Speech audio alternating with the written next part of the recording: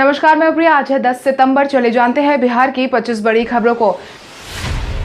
बिहार में कोविड-19 प्रभावितों की संख्या पहुंची 1,52,000 के पार। बिहार में कोविड-19 प्रभावितों की संख्या लगातार बढ़ती जा रही है। स्वास्थ्य विभाग की तरफ से साझा की गई जानकारी के अनुसार बीते 24 घंटे में कुल मिलाकर 1498 नए मरीजों की पुष्टि की गई है, जिसके बाद बिहार में प्रभावितों की संख्या 1,52,192 पर पहुंच गई है। अगर प्रभावित जिलों की बात करें तो अररिया में 58, अरवल में 16, औरंगाबाद में 33, बांका में 18, बेगूसराय में 32, भागलपुर में 61, भोजपुर में 27, बक्सर में 24, दरभंगा में 50, पूर्वी चंपारण में 47, गया में 23, गोपालगंज में 50, जमुई में 24, जहानाबाद में 32, कैमूर में 11, कटिहार में 27, खगड़िया में 3, किशनगंज में 52, लखीसराय में 24, मधेपुरा में 47, मधुबनी में 24, मुंगेर में 20, मुजफ्फरपुर में 68, नालंदा में 61, नवादा में 15, पटना में 203, पूर्णिया में 55, रोहतास में 36, सहरसा में 111, समस्तीपुर में 36, सारण में 41, शेखपुरा में 13, शिवहर में 9, सीतामढ़ी में 12, सिवान में 24, सुपौल में 41, वैशाली में 17, पश्चिम चंपारण में 43। वहीं दूसरी तरफ ठीक होने वाले मरीजों की संख्या भी लगातार बढ़ती जा रही है। स्वास्थ्य विभाग की तरफ से साझा की गई जानकारी के अनुसार कुल मिलाकर 1,35,791 मरीज ठीक हो चुके हैं। वहीं 775 लोगों की जान जा चुकी है। कोविड-19 जांच में तेजी लाने का केंद्रीय मंत्री अश्विनी कुमार चौबे ने किया दावा। बिहार में कोविड-19 के बेलगाम बढ़ रहे मामलों के बीच जांच की संख्या में तेजी लाने की बात केंद्रीय मंत्री अश्विनी कुमार चौबे ने की है। केंद्रीय स्वास्थ्य एवं परिवार कल्याण राज्य मंत्री अश्विनी कुमार चौबे ने वीडियो कॉन्फ्रेंसिंग के माध्यम से वाराणसी, बक्सर, भागलपुर के लिए कॉर्पोरेट सोशल रिस्पॉन्सिबिलिटी के तहत उपलब्ध 1 लाख के माध्यम से जांच के लिए व्यवस्था के शुभारंभ करने की बात कही है। वहीं उन्होंने नेशनल डिजिटल हेल्थ मिशन की समीक्षा बैठक भी की है, जिसमें बिहार में संभावनाओं पर चर्चा की गई है। राजद के सीनियर लीडर रघुवंश प्रसाद सिंह की तबियत हुई खराब। राजद के सीनियर लीडर रघुवंश प्रसाद सिंह की तबियत एक बार फिर से खराब हो गई है, जिसके बाद उन्हें बीते दिन दिल्ली एम्स के आईसीयू में भर्ती करवाया गया है। आपको बता दें, पिछले कई दिनों से रघुवंश सिंह का वहीं पर इलाज करवाया जा रहा है, जहां पर उनसे मिलने के लिए कई नेता भी पहुंच चुके हैं। आपको बता दें, रघुवंश प्रसाद सिंह कुछ महीने पहले कोविड-19 प्रभावित हो गए थे। उनका इलाज पटना एम्स में चल रहा था। हालांकि वो वहां से स्वस्थ होकर बाहर आ गए थे, लेकिन फिर तबियत खराब होने के कारण उन्हें दिल्ली एम्स में भर्ती करवाया गया था। बिहार के किसान, पशु और मत्स्य पालकों को प्रधानमंत्री नरेंद्र मोदी देंगे बड़ी सौगात। मुख्यमंत्री नीतीश कुमार के बाद अब प्रधानमंत्री नरेंद्र मोदी आगामी विधानसभा चुनाव से पहले बिहार के किसान, मत्स्य पालकों को बड़ी सौगात देने वाले हैं। भाजपा के प्रदेश अध्यक्ष डॉक्टर संजय जायसवाल ने इस बात की जानकारी देते हुए बताया है कि प्रधानमंत्री नरेंद्र मोदी जल्द ही बिहार के 294 करोड़ की विभिन्न योजनाओं का शिलान्यास करने वाले हैं। उन्होंने बताया कि प्रधानमंत्री नरेंद्र मोदी 10 सितंबर यानी कि आज 294 करोड़ की अलग अलग योजनाओं की सौगात दे सकते हैं, जिसमें न केवल ग्रामीण अर्थव्यवस्था को मजबूती मिलेगी, बल्कि बिहार जैसे कृषि प्रधान राज्य की आत्मनिर्भरता भी बढ़ेगी। नीतीश कुमार ने 50% सस्ती जमीन देने का किया ऐलान। मुख्यमंत्री नीतीश कुमार ने आत्मनिर्भर मुहिम को आगे बढ़ाने के तहत अब फैक्ट्री लगाने वालों को 50% सस्ती जमीन देने का आश्वासन दिया है। आगामी विधानसभा चुनाव से पहले ही नीतीश कुमार की तरफ से जनता को लुभाने के लिए एक और बड़ा फैसला लिया गया है, जिसके तहत औद्योगिकी क्षेत्र से जुड़े लोगों को फायदा मिलने की उम्मीद जताई जा रही है। बीते दिन हुई राज्य कैबिनेट की बैठक में विशेष भूमि आवंटन एवं नीति को मंजूरी दे दी गई है। इस नीति के तहत उद्योग के लिए बियाडा की जमीन पर 50% अधिकतम छूट मिलेगी। मुख्यमंत्री नीतीश कुमार ने उद्योग की जमीन की कीमत निर्धारण के फॉर्मूले में बदलाव किया है। बिहार में प्लाज्मा थेरेपी के आए सकारात्मक परिणाम। बिहार में प्लाज्मा थेरेपी के इलाज करवाने के बाद सकारात्मक परिणाम निकलकर सामने आए हैं।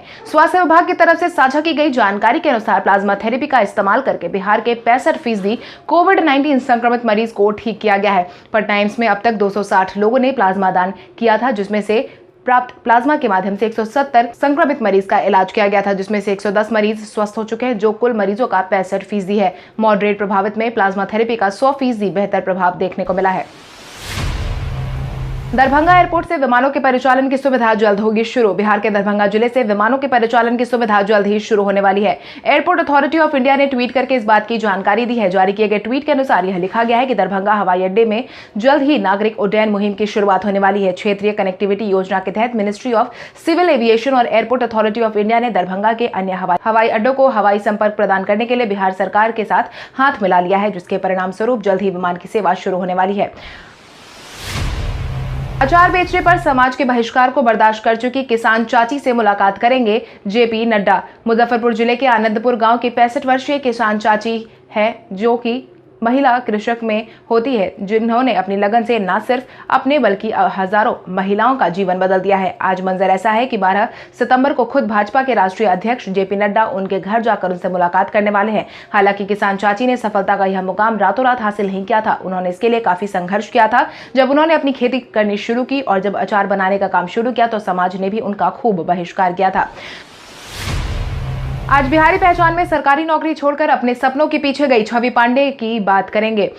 सरकारी नौकरी वर्तमान समय में हर किसी का सपना होता है, मगर सरकारी नौकरी को छोड़कर अपने सपनों को पूरा करने की हिम्मत किसी किसी में होती है। इसी का प्रमाण पेश किया है छवि पांडे ने। छवि पांडे बिहार की रहने वाली है। उन्होंने टीवी की दुनिया में अपने साथ साथ पूरे बिहार का नाम रोशन किया है। छवि पांडे राजधानी पटना के मगध महिला कॉलेज की ग्रेजुएशन की छात्रा रह चुकी है। छवि पांडे को राजद प्रमुख लालू प्रसाद यादव एक बार खुद इतने ज्यादा प्रभावित हुए थे कि उन्होंने छवि को सरकारी नौकरी तक दिलवा दी थी। छवि बताती है कि जब छोटी थी तो किसी भी प्रतियोगिता में भाग लेने से घबराती थी। जल्द ही वो एक कार्यक्रम की जज की भूमिका में नजर आने वाली है। वहीं छवि के करियर की बात करें तो उन्हें एक बूंद इश्क सीरियल से पहचान मिली थी। इसके बाद छवि ने यह है आशिकी, बंधन, सिलसिला प्यार का और काल भैरव रहस्य में बतौर लीड अभिनेत्री के रूप में फिलहाल काम कर रही हैं।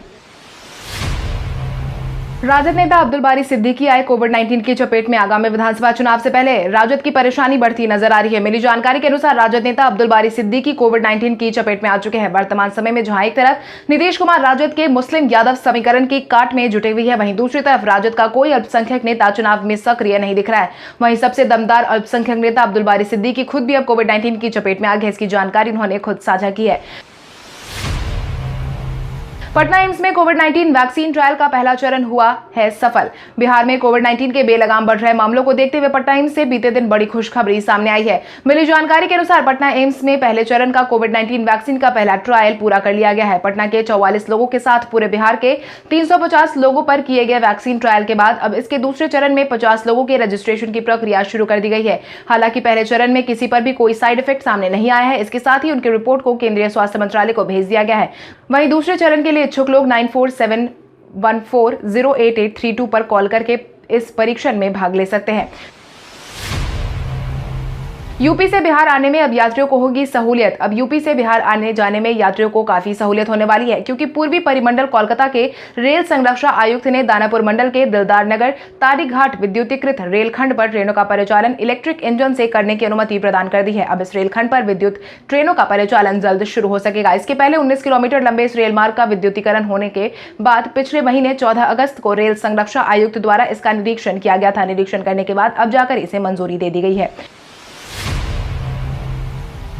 बेरोजगारी के खिलाफ तेजस्वी यादव ने राबड़ी देवी और तेज प्रताप यादव के साथ मिलकर जलाई लालटेन। बिहार विधानसभा चुनाव को लेकर तेजस्वी यादव ने बेरोजगारी को सबसे बड़ा मुद्दा बनाया हुआ है और यही कारण है कि बीते दिन उन्होंने सभी बिहार वासियों से बेरोजगारी के मुद्दे और साथ ही सभी क्षेत्र को निजीकरण करने के खिलाफ 9 बजे 9 मिनट के लिए सबसे लालटेन, दीपक या मोमबत्ती जलाने का आह्वान किया था। तेजस्वी यादव के सम्मान का जबरदस्त जन समर्थन मिला है। इसके तहत तेजस्वी यादव खुद भी अपनी मां राबड़ी देवी के साथ उनके आवास पर सारी लाइट बंद कर लालटेन जलाते देखे गए थे। इस मौके पर तेजस्वी यादव ने कहा कि पूरे देश का नौजवान बेरोजगारी के कारण परेशान है। बेरोजगारों का केंद्र सरकार ने बिहार को बना दिया है। पटना से दिल्ली तक के लिए बस सेवा आज से होगी शुरू। दिल्ली के लिए बस सेवा की शुरुआत आज से होने वाली है। बिहार राज्य पथ परिवहन निगम ने दिल्ली के लिए 2 बसों को खोलने का फैसला सुनाया है। दिल्ली के लिए 2 तरह की बसों का परिचालन होगा, जिसमें सीटर और स्लीपर दोनों बसें मौजूद होंगी। सीटर सुबह 11 बजे और स्लीपर बस 1 बजे खोली जाएंगी। सीटर बस का किराया 1650 रुपए, वहीं स्लीपर में 1900 रुपए रहेगा। दिल्ली जाने वाले बसें मुजफ्फरपुर गोपालगंज होते हुए गोरखपुर से आगरा लखनऊ होते हुए दिल्ली जाएगी। 20 घंटे में आसानी से यात्री दिल्ली पहुंच जाएंगे। वहीं सभी यात्रियों से ऑनलाइन बुकिंग करवाने का आग्रह किया गया है। सिर्फ दिल्ली ही नहीं बल्कि झारखंड और नेपाल के लिए जल्द बस की सेवा शुरू की जाएगी। मुख्यमंत्री नीतीश कुमार से मिलने नहीं पहुंचे तेजस्वी यादव। बीते दिन मुख्यमंत्री नीतीश कुमार को घंटों इंतजार करवाकर तेजस्वी यादव उनसे मिलने नहीं पहुंचे। मुख्यमंत्री नीतीश कुमार की तरफ से आयोजित एक बैठक के दौरान तेजस्वी यादव का करीब 45 मिनट तक उन्होंने इंतजार किया। बैठक में शामिल होने नहीं पहुंचे, जिसके बाद मुख्यमंत्री नीतीश कुमार मुख्य सचिवालय के कार्यालय से निकलकर अपने आवास लौट गए। आपको बता दें, राज्य सूचना आयोग की नियुक्ति के लिए बीते दिन यह बैठक बुलाई गई थी। सड़क का शिलान्यास करने पहुंचे भाजपा विधायक को झेलनी पड़ी लोगों की फजीहत।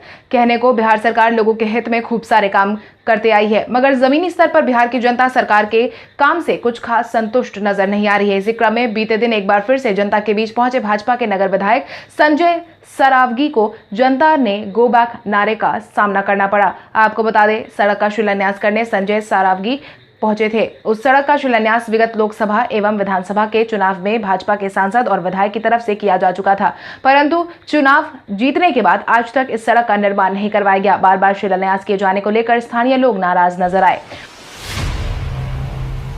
उद्योग लगाने की सूची में बिहार लुढ़का 26वें स्थान पर।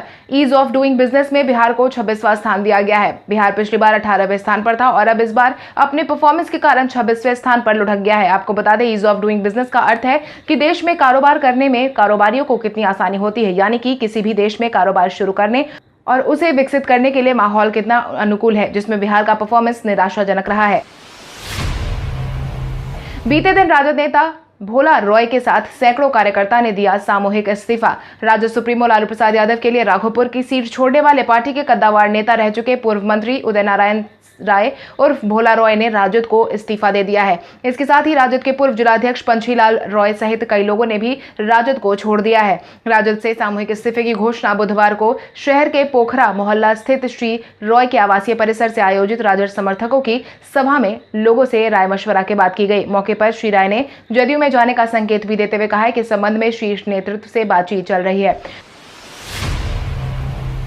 बिहार क्रांति वर्चुअल महासम्मेलन में कांग्रेस ने बिहार में सत्ता परिवर्तन को बताया तय। बिहार क्रांति वर्चुअल महासम्मेलन में बीते दिन कांग्रेस ने सरकार पर एक के बाद एक आरोप लगाए, जिसके तहत कांग्रेस के वरिष्ठ नेता पूर्व मंत्री प्रमोद तिवारी ने आरोप लगाया कि कोरोना के माहौल में बिहार के लोगों ने काफी परेशानी झेली है। दूसरे राज्य अपने लोगों को बुलाने के लिए गाड़ियां भेज रहे थे, तब बिहार में उन्हें आने से रोका जा रहा था। बिहार के विकास के लिए बिहार को भाजपा जदयू से बचाने की जरूरत है। पिछले 15 साल में बिहार और मिथिलांचल को कुछ नहीं मिला, सरकार ने बस लोगों को बेवकूफ बनाया है। वहीं प्रभारी सचिव अजय कपूर ने कहा है कि बिहार में इस बार सत्ता परिवर्तन तय है।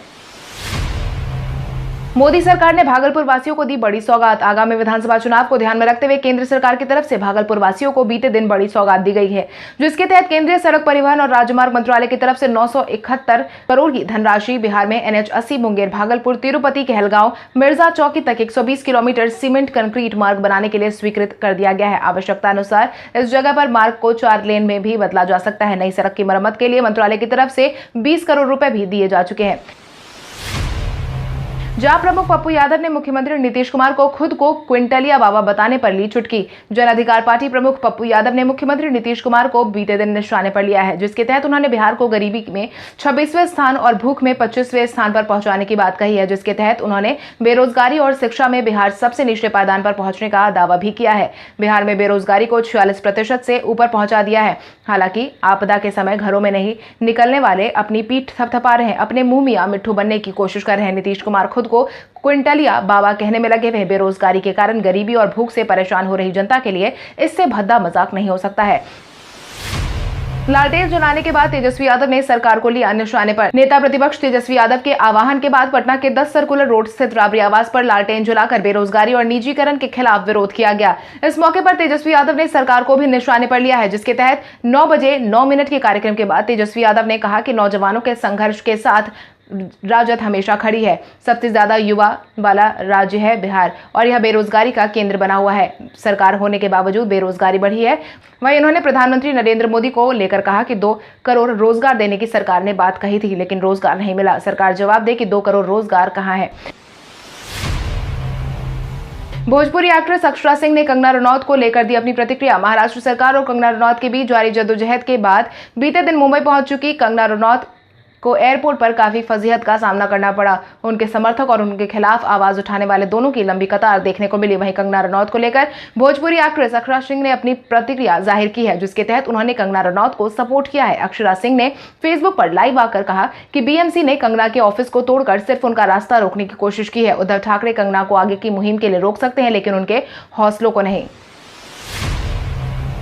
अब फेसबुक पर आसानी से ऑफ कर सकते हैं auto play feature. Social media site Facebook पर दिखने वाले वीडियो अपने आप कई बार प्ले हो जाते हैं। ऐसे वीडियोस पेज पर लोड होते हैं या फिर ऐप पर स्क्रॉल करते वक्त ही अक्सर प्ले हो जाते हैं। इस तरह ऐप और प्लेटफॉर्म पर यूजर का एक्सपीरियंस बेहतर होता है। हालांकि कई बार यूजर को ऑटो प्ले फीचर पसंद नहीं आता और इसके कुछ नुकसान भी है। हालांकि अब ऑटो प्ले ऑफ करना चाहे तो आसान स्टेप्स को फॉलो करके ऐसा किया जा सकता है, जिसके तहत सबसे पहले पेज के टॉप राइट में देखने वाले ड्रॉप डाउन मेन्यू पर जाएं। इसके बाद सेटिंग्स और प्राइवेसी पर क्लिक करें। इसके साथ ही इसमें सेटिंग्स सिलेक्ट करें। इसके बाद लेफ्ट हैंड मेन्यू से वीडियोस पर क्लिक करें और यहां ऑप्शंस टॉगल में आपको वीडियो ऑटो प्ले ऑफ कर सकेंगे।